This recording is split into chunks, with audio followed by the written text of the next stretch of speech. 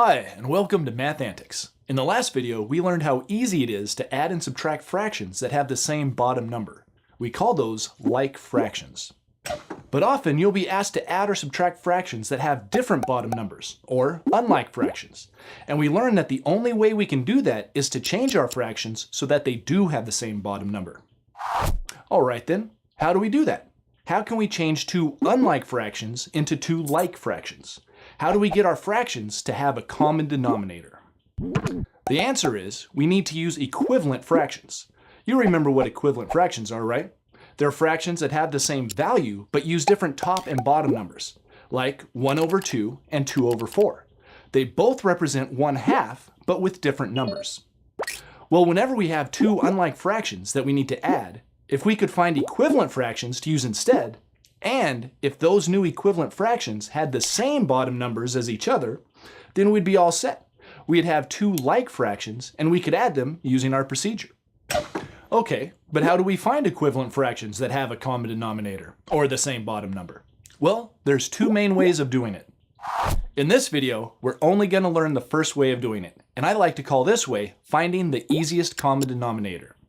In the next video, we'll talk about another method that some of you may have already heard about. It's called finding the least common denominator.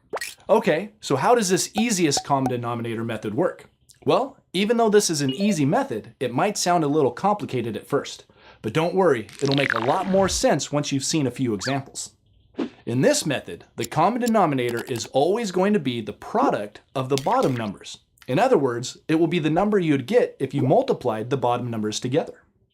Basically, all we're going to do is take the two different bottom numbers and make two different whole fractions using them.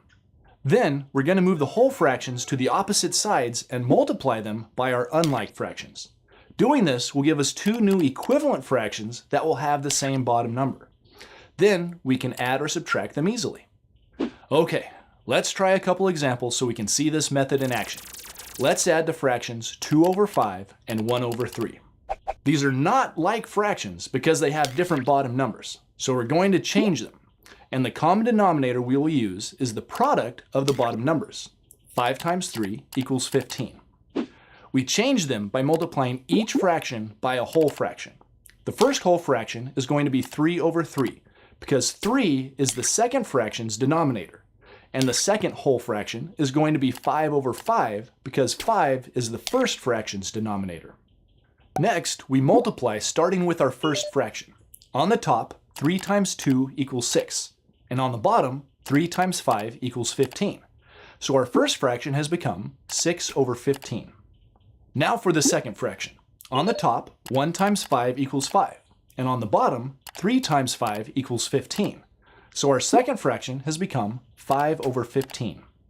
Now we just add them using our procedure for adding like fractions. We add the top numbers, 6 plus 5 equals 11, and then we keep the same bottom number, which is 15. So that means the answer to 2 over 5 plus 1 over 3 is 11 over 15. That's pretty easy, huh? All right, let's see one more example of this method. Let's add the fractions 7 over 8 and 3 over 10. Our common denominator for this problem is going to be 80, because that's what we get when we multiply the denominators together. 8 times 10 equals 80. We'll multiply our 7 over 8 by the whole fraction 10 over 10. And we'll multiply our 3 over 10 by the whole fraction 8 over 8. Then, when we do our multiplication, the 8 times 10 will give us 80 on the bottom of both fractions. For the top of the first fraction, we have 7 times 10 equals 70. And the top of the second fraction, we have 3 times 8 equals 24. Now that we have like fractions, we can just add the top numbers. 70 plus 24 equals 94. And keep the bottom number the same, 80. So 7 over 8 plus 3 over 10 equals 94 over 80. Some of you see that this answer could be simplified. Be sure to check out our videos on mixed numbers and simplifying fractions to see how you could do that for your final answer. All right, that's the first way you can find the common denominator and change your unlike fractions into like fractions so you can add or subtract them easily. Remember, practice is really important in math. So be sure to do the exercises for this section so you really get the hang of it. After that, check out the next video and I'll show you how to use a different method to find what we call the least common denominator. Thanks for watching, and I'll see you next time. Learn more at mathantics.com.